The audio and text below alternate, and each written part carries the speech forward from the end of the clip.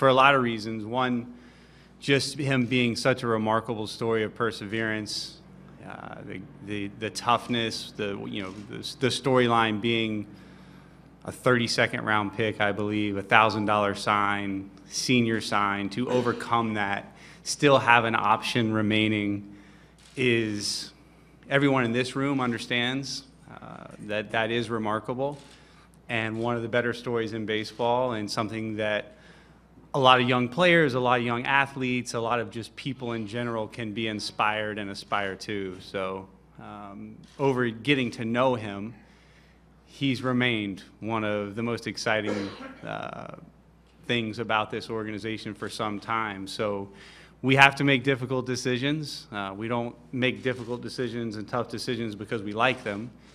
It's making difficult decisions because it's what we feel is in the best interest of the future of the organization. But KP is he is a consummate professional. It's hard to think about him not running around in center field for us, and we will be pulling for him as an individual and his family. I think the world of him as a man, and think very highly of he and Amanda. We'll be wishing their family all the best, and we'll be pulling for him. Questions for Ross Atkins?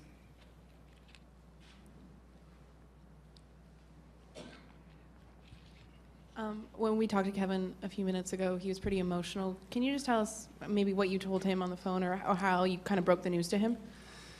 Yeah, so just in talking to him on the phone and talking to him in person, a lot of things I just said to you. He's so steady and consistent, and I let him know how much we appreciate that and how difficult it was for us. I think anytime you talk to a player, the initial download of that information is people start to think about logistics, people start to think about what this means for their family, until somewhat of the emotion sets in, and then having a more personal interaction with KP later, it was just, how much respect I have for him and how much respect I have for what he's already done and what he'll continue to do, and we'll continue to have interest in him. Ross, if Kevin had even been able to manage to be a career 280 hitter, would he still be on this team, do you think? Rob, it's such an interesting, the hypotheticals, there's so much more to an individual's game, and the hypotheticals are interesting. I think there's a lot to every decision that we make, and it's not just about batting average. So I think the lack of control, and given alternatives where we are as an organization, in concert with the acquisition of another outfielder that is left-handed, one of the fastest runners in the game, this was a deal that we felt made sense to gain control and create opportunities for others. Obviously, the thing that is I guess one of the best attributes in Kevin Pillar is you know exactly what you're going to get every day. And that toughness and the very steady, reliable defense, and a very aggressive but competitive at bat, and someone that's playing to win. So it was a tough decision, and the reason that we made it wasn't because of batting average or lack thereof. Ross, the Giants had been rumored for a while. Can you tell us just how long this took to come to fruition, and when did you first touch base with them? Yeah, it's interesting. So with every player, the level of interest and our decision to make players aware of the reality of a trade or lack thereof it's very delicate, and each situation is different. Several teams have expressed interest. Many teams have expressed interest in KP over the years. San Francisco stayed what we gauge to think relatively interested over the course of spring training.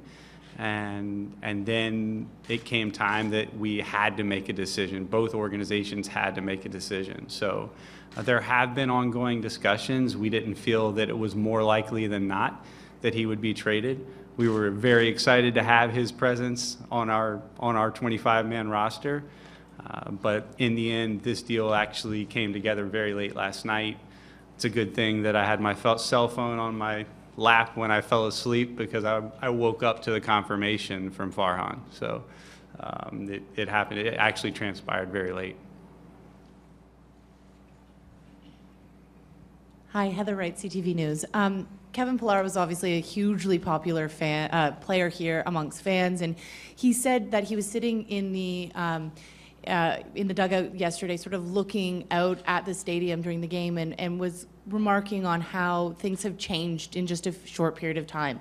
You know, not as many fans in the stands. Obviously, fans are going to be disappointed or sad about this trade. What do you have to say to them? You know, obviously this is a bit of a rebuild. Are you asking for patience? What do you say to fans who are sort of maybe not super stoked about the Blue Jays right now? Yeah, in the end, as I said, that we're not in a popularity contest. We're in a contest to win championships, and that takes making tough decisions and oftentimes not popular ones. Having said that, all of the things I said previously about making this move in concert with the deal to acquire Socrates Brito, creating opportunity for some of our young players, having roster flexibility and extended control is something that's hard to wrap your arms around as exciting for a player when they think oftentimes about a cape around someone's back in Kevin Pillar. You know, but we in the end felt like this was the best thing for the organization and for the fans. Ross, in Hanson, Law, and Paula, who did you get? Give us a bit of a scouting report, and where are each of the three going? Yeah, so Juan Paula will most likely go to one of our A-ball clubs. We have not yet determined that, but he's a young, exciting arm with a mid-90s fastball and the weapons to strike guys out, the attributes to potentially be a starting pitcher. Those attributes are hard to acquire, and we can't possibly have enough depth when it comes to that position. And Hanson, a versatile still young infielder who is out of options, who will join our major league team and create more versatility with the switch hitting ability, the run tool, and being able to play multiple positions. He's close to a super utility player, as close to a super utility player as you can find.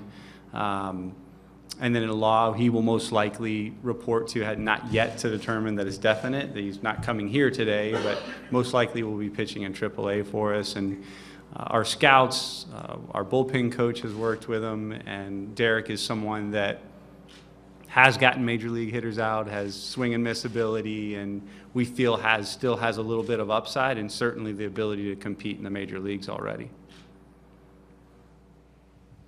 Ross, what kind of opportunity does this create for Anthony Alford, and is it a short-term opportunity or a long-term opportunity?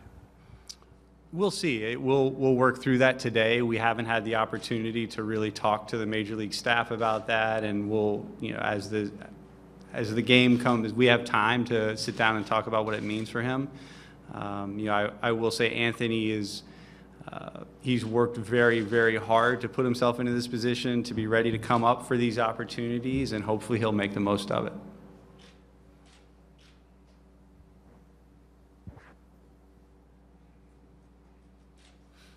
Scott's still got the deadpan going. Other than the impressive raw speed that you alluded to, what do you see from Brito, and what kind of role do you envision for him going forward? So the handedness is intriguing. The AAA performance is very intriguing. The fact that he can play all three positions, the raw speed, there's volatility there. So he could potentially come in and give as much production as someone like Kevin Pillar, but yeah, there's not as much certainty that he will. With uncertainty comes upside as well because of the age and where he is and not given a full major league opportunity just yet. But it's not just about him. It will be about others, including Anthony Alford, Jonathan Davis, and potentially some of our young infielders. In an ideal world, we're getting forced to push some of our infielders to the outfield because some of our younger players in AAA are making that decision for us. Ross, Jonah Birnbaum, The Score. The desire to optimize the 25 and 40-man rosters was obviously a top priority for you. How much did these asset management moves, getting rid of Pillar, Kendrys Morales, even Dwight Smith Jr., how much did that weigh on you? I mean, really, it wasn't. We weren't looking to push them out of the organization by any means. They are solid major league pieces. It's when we're getting a return. And the financial flexibility is something where that creates other opportunities to add.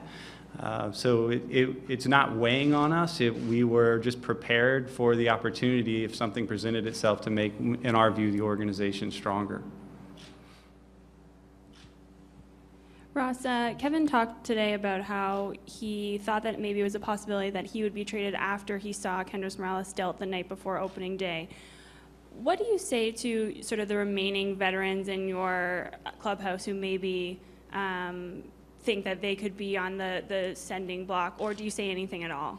Yeah, it's such a great question, Laura, and it really is a balance. And what I've already started to do is talk to them about their preferences with how they would like to have information shared with them, to what extent, to what level, their representation, knowing that we always won't be able to, depending on where a player is in their career. But you know, we are certainly not in a mode of pushing people out the door and wanting. We have done that. I think with these two moves, we've created enough flexibility where now our young players we have plenty of opportunity for. So I wouldn't expect this to be a common. Ross, just over the past kind of 18 months or a year, I guess, you've moved so many familiar faces, so many familiar names. Are you ever worried about the fan base maybe withdrawing and not having that connection to this baseball team? Yeah, Scott, again, like this is, if we were doing things to be popular, then, you know, we would be focused on big names on the back of jerseys and, you know, the constant acquisition of those names that are household, and that can sometimes be very productive, and it will be. There will be a time for us. Well, it certainly will be. It will be coming, and I think over the last few years, we have been very aggressive in free agency and with trade to acquire as much talent for the 25-man roster as we can. And now we're in a position where we're not going to be aggressive. We want to create opportunities for those young players and ensure that we do have them to line up with that good core group, not only in the minor leagues, but the core group that's now here and arriving. So, you know, that, you know, again, it's we make tough decisions, and they are very tough, and they are emotional for me. But at the same time, we feel that that's the only way for us to create something that truly is sustainable here. Hi, Christy from CP24. With having such a young team now, what should fans expect in terms of your expectations for a playoff run, and when would that be a reality again? Yeah, so we don't limit that. We really don't. There's good stories across the game every year. We still feel like we could be one, and we recognize we would have to have several things go right for us, starting with health, then a couple of really good stories, pitching and position player, where guys are not necessarily overachieving, but maybe realizing some expectation a little bit sooner. Then we'd have to have a good story in the minor leagues. And part of having good stories and opportunities is creating them. And that's what this shift is we're creating opportunities for other players.